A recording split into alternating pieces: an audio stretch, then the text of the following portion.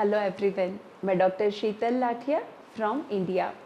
आज ये मेरा सौभाग्य है कि प्रीनेटल अलायंस के मंच पर से मैं आपके साथ भारतीय संस्कृति का एक उत्कृष्ट नॉलेज गर्भ संस्कार के बारे में बात करने जा रही हूँ, और ख़ास करके कॉन्शियस कंसेप्शन, जिसको हम सजग गर्भधारण कहते हैं, उसके बारे में हम आज बात करेंगे। So let's begin.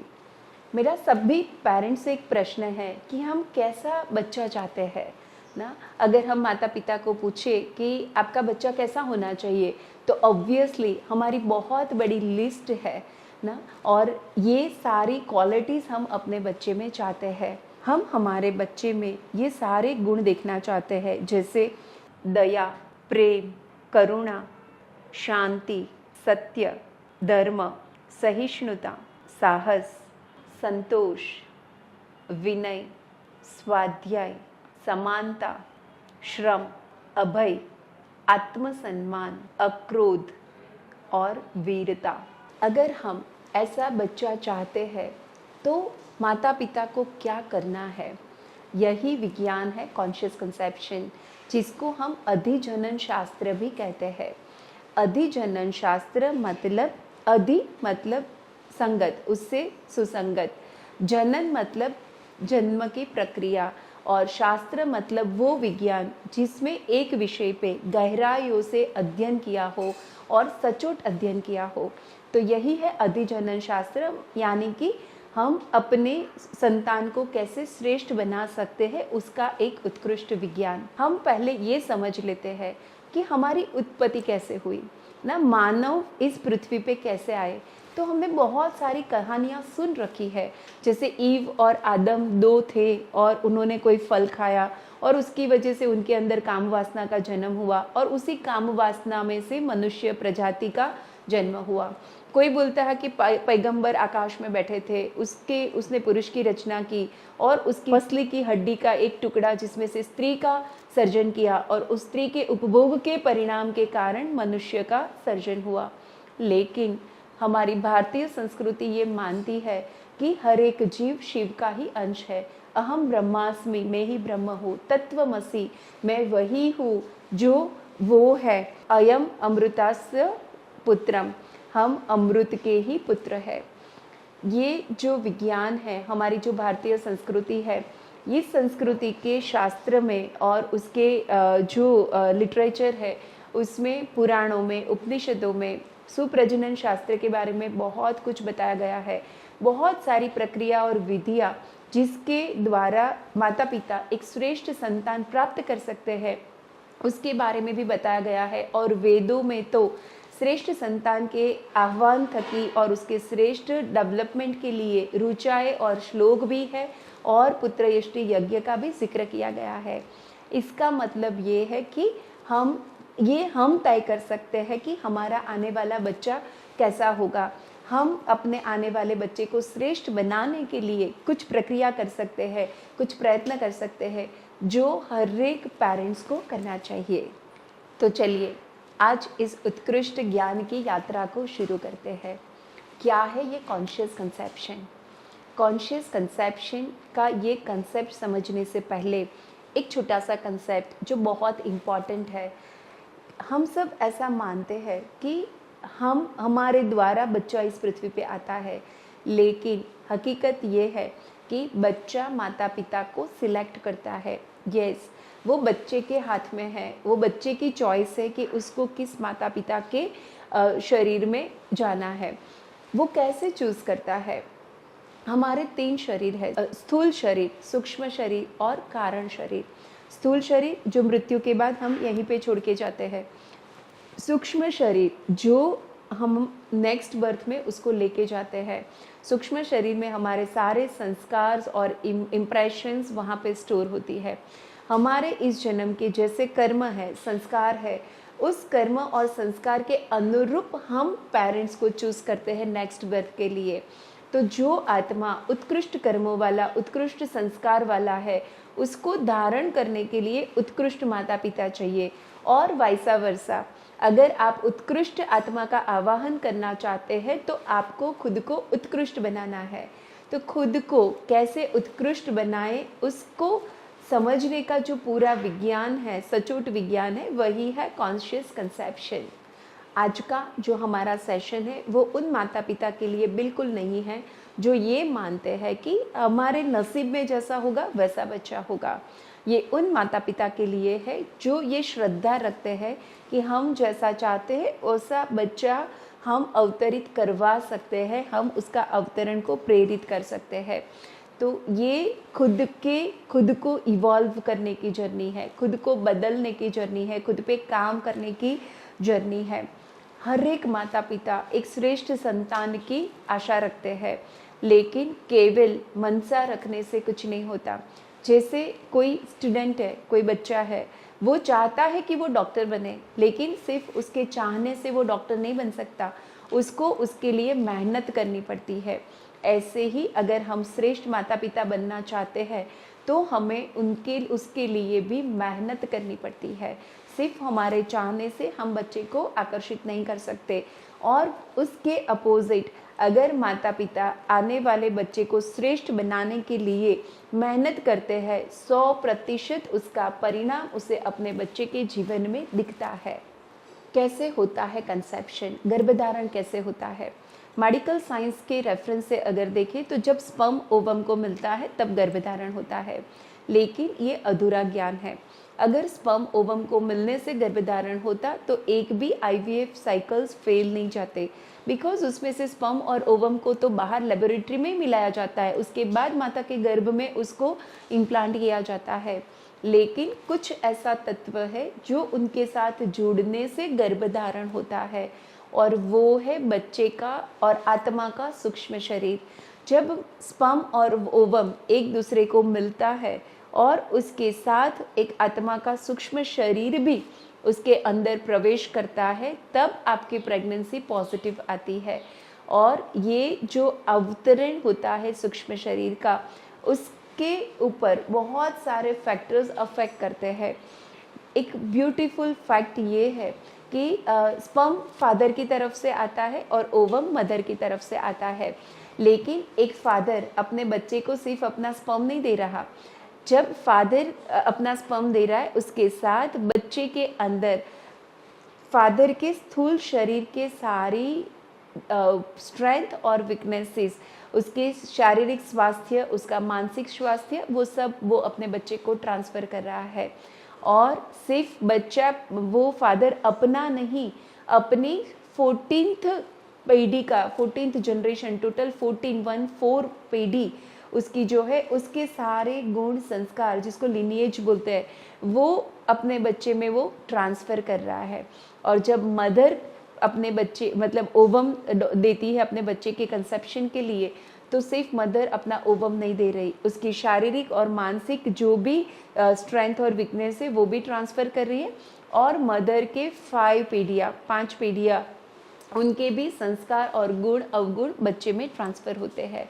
तो आप ज़रा सोचें कि आज अगर आप कॉन्शियसली कंसीव कर रहे हो, खुद के ऊपर काम कर रहे हो, और उसके बाद अपने स्पर्म और ओवम के साथ अपनी विचारधारा और अपने थॉट्स और अपने इमोशंस को इवॉल्व कर रहे हो, तो वो बच्चे का जीवन तो उत्कृष्ट बन ही रहा है। लेकिन उसके साथ वो बच्चे की, जो अगर बेटा है तो उसकी 14 जनरेशन, और बेटी है तो उसकी 5 जनरेशन में वो सारे गुण संस्कार प्रवाहित हो रहे हैं। एंड द ब्यूटी इज़ कि हर एक जनरेशन में उसका मल्टीप्लिकेशन होता है। सो जस्ट इमेजिन कि ये साइंस कितना वंडरफुल है ना। आपको एक बार मेहनत करनी है, लेकिन उसके ऊपर इतने सारे फ्रूट्स लगने वाले हैं कि आपको एक बार प्राउड होगा कि मैंने मेरे आने वाले जनरेशन के लिए कुछ कंट्रीब्यूट किया। बिकॉज अगर हम इस दुनिया को दिव्य बनाना चाहते हैं, इस पृथ्वी को सुंदर और रहने लायक बनाना चाहते हैं, तो एज अ पेरेंट हम सबको अपने बच्चे की जिम्मेदारी लेनी ही पड़ेगी। आइए अब देखते हैं प्रैक्टिकल टिप्स कि कैसे कॉन्शियस कंसेप्शन की प्रोसेस को हम कंप्लीट कर सकते हैं। जब एक कपल चाहता है कि हम माता या पिता बनना चाहते हैं, ये प्रोसेस स्टार्ट होती है आपके शादी के पहले दिन से, क्योंकि आप लोगों को मिलाया ही इसलिए गया है ताकि आपके द्वारा एक श्रेष्ठ बच्चा इस पृथ्वी पे अवतरित हो। तो हमारे भारतीय कल्चर में ऐसा होता है कि जब शादी के लिए लड़का लड़की एक दूसरे को पसंद करते हैं या तो पेरेंट्स अपने लड़के बच्चे के लिए लाइफ पार्टनर चूज़ करते हैं, तो वो सबसे पहले उसका कुल खानदान देखते हैं। बिकॉज अगर वो श्रेष्ठ खानदान से वो दोनों है माता पिता, तो उनके द्वारा जो बच्चा आएगा वो उनसे भी उत्कृष्ट आएगा। तो समाज में श्रेष्ठ बच्चे को लाने का ये सबसे पहला बेसिक कंसेप्ट था कि उच्च कुल के लड़के की उच्च कुल की लड़की के साथ शादी होनी चाहिए। हालांकि आज लव मैरिज अफेक्शन अट्रैक्शन में हम ये ड्रॉप कर रहे हैं और उसी का रिजल्ट आज हम देख रहे हैं कि बच्चे के मानसिक स्थिति और शारीरिक स्थिति बहुत ही वीक होती जा रही है। तो सबसे पहले choice of your life partner, उसके बाद शादी के बाद मानो कि आप सोच रहे हो कि 2-3-4 साल के बाद हम कंसीव करेंगे, जस्ट बी अवेयर ना, बिकॉज आपका कंसेप्शन जो है वो आपके युवा अवस्था में होना चाहिए। युवा अवस्था मतलब लड़की की उम्र होती है 18 से 24 साल की और लड़के की उम्र होती है 21 से 26 ईयर्स की।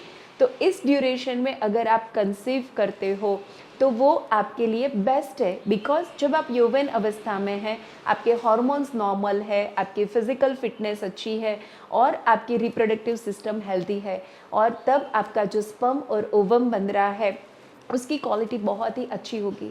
तो आजकल हमारे जनरेशन में जो एक फ्लो चला है कि शादी के बाद 2-3-4 साल तक एक दूसरे को समझना और उसके बाद कंसीव करना ना, तो this is not a good concept. Because उसके बाद हमें पता है कितने कॉम्प्लिकेशंस भी होते हैं, IVF और IUI की तरफ जाना पड़ता है और उसके बावजूद भी कई सालों तक कंसीव नहीं होता है।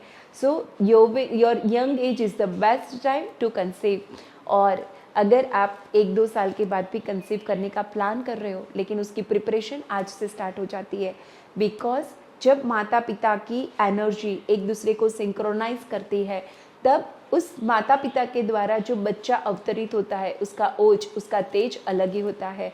बिकॉज हमारा ये स्थूल शरीर जो है वो स्थूल शरीर इट्स लाइक अ मशीन है ना, और उसको जो चलाता है वो है हमारा प्राणमय शरीर, सूक्ष्म शरीर ना। और जब माता पिता को एक दूसरे के प्रति प्रेम है, एक दूसरे के प्रति लगाव है, एक दूसरे के दोनों पूरक है और ये उनके दाम्पत्य जीवन में मधुरता है, और ये जो मधुर दाम्पत्य जीवन से जो बच्चों की उत्पत्ति होगी वो बच्चे ज़रूर ही प्रेम, करुणा, उदारता और दया जैसे उत्कृष्ट गुणों से युक्त होंगे।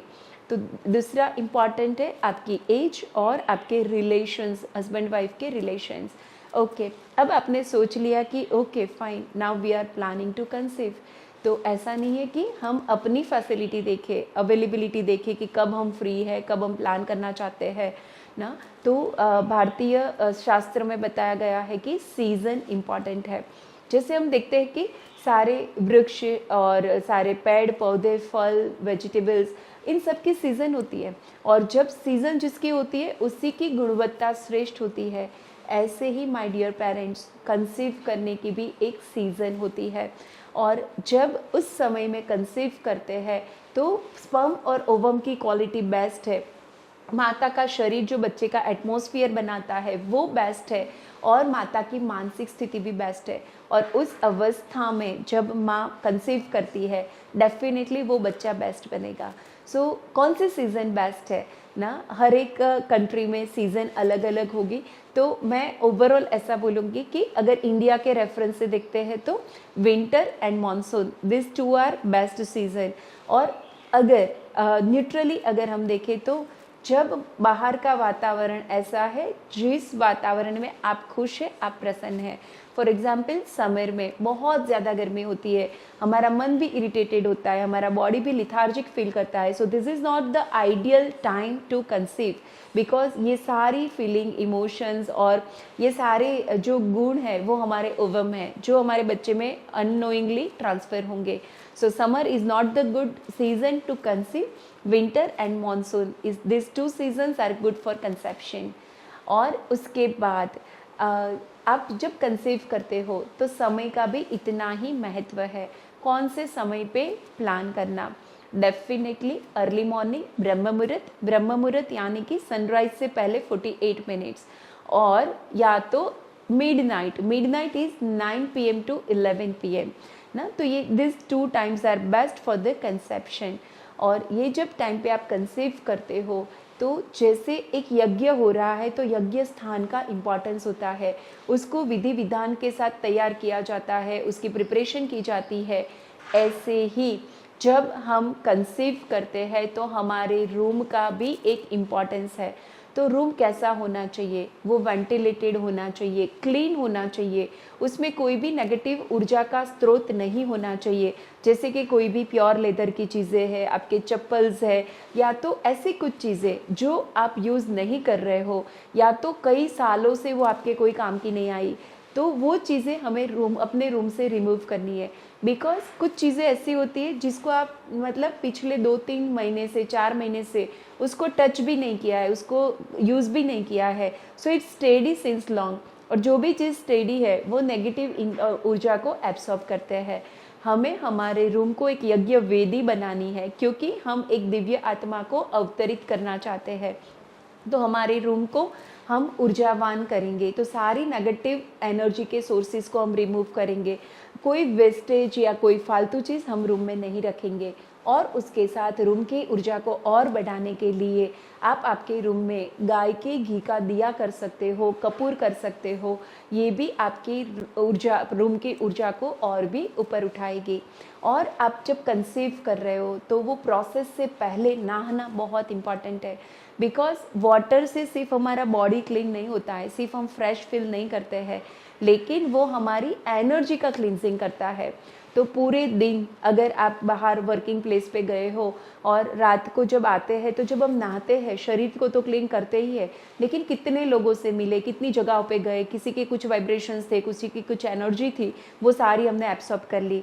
सो while we are taking bath, हम ये सारी नेगेटिव एनर्जी को वॉश आउट कर रहे हैं।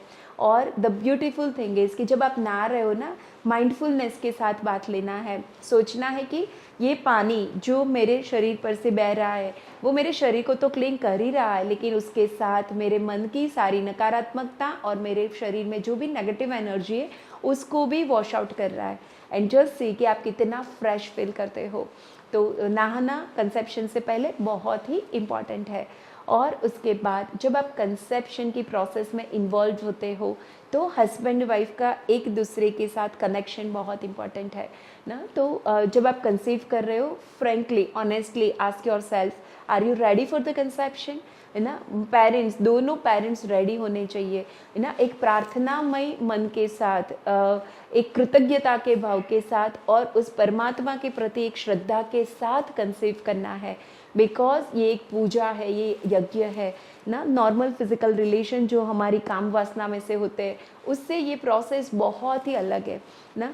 ये पूरा एक एनर्जी को इतनी ऊपर उठाता है। हाईएस्ट एनर्जी तब बनती है जब आप माता और पिता की एनर्जी सिंक्रोनाइज होती है, और इसीलिए प्रकृति ने आत्मा के अवतरण के लिए इस प्रोसेस को निमित्त बनाया है।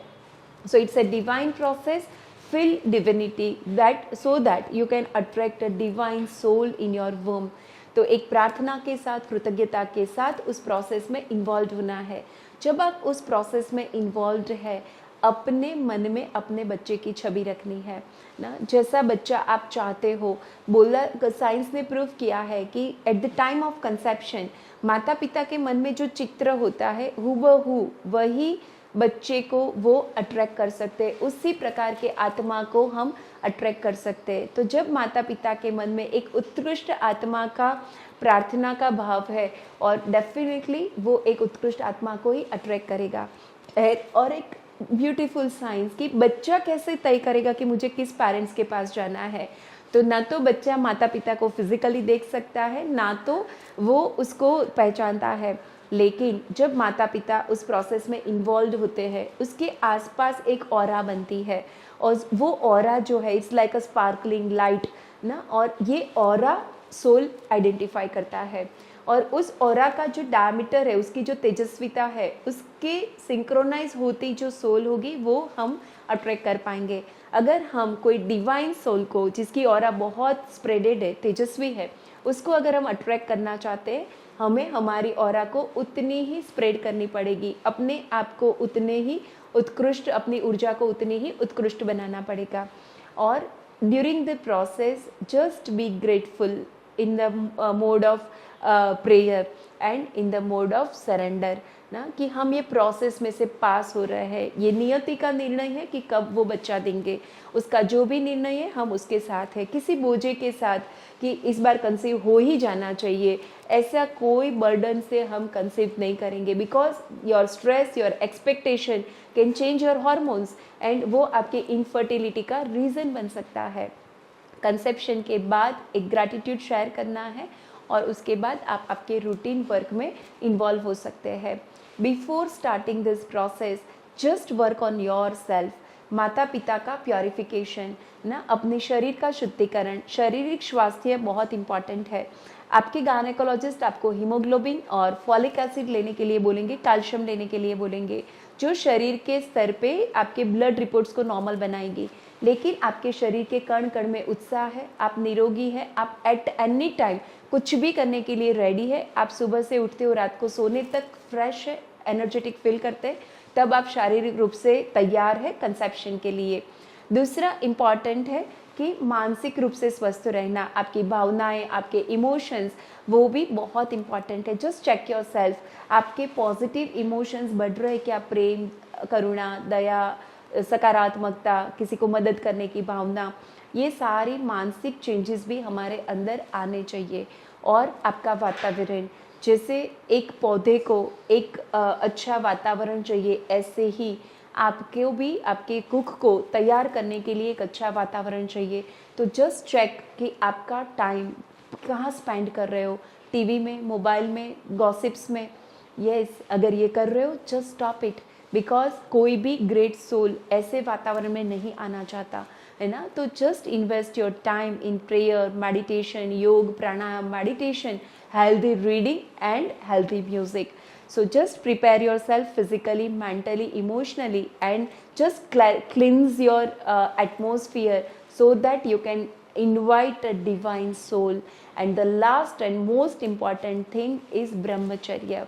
भारतीय संस्कृति में ब्रह्मचर्य को बहुत ज़्यादा इम्पोर्टेंस दिया गया है, बिकॉज ये एक ही प्रोसेस ऐसी है जिसके द्वारा शुक्र और रज की शुद्धि होती है। शुक्र जिसके जो बच्चे के धारण के लिए इम्पॉर्टेंट है, जो मेल में होता है, और रज जो बच्चे के धारण के लिए फीमेल में होता है। तो जब ब्रह्मचर्य रखते हैं तो क्या चेंजेस आते हैं? ब्रह्मचर्य के कारण पुरुष में श्रद्धा की बढ़ोतरी होती है। जब श्रद्धा बढ़ती है, अपने आप समर्पण आता है। समर्पण आता है, उसकी वृत्तियाँ बदलती है और उसकी सारी प्रवृत्तियाँ सकारात्मक कर्मों की तरफ होती है, जो एक बच्चा चाहता है कि मेरा पिता ऐसा ही हो। और जब रज की शुद्धि होती है तो वो तेजस्वी शुक्र को धारण करने के लिए तैयार होती है। और फीमेल का समर्पण, उसके पति के प्रति, उसके परिवार के प्रति समर्पण बढ़ता है। और समर्पण और श्रद्धा ये ह्यूमैनिटी के दो बेसिक पिलर है।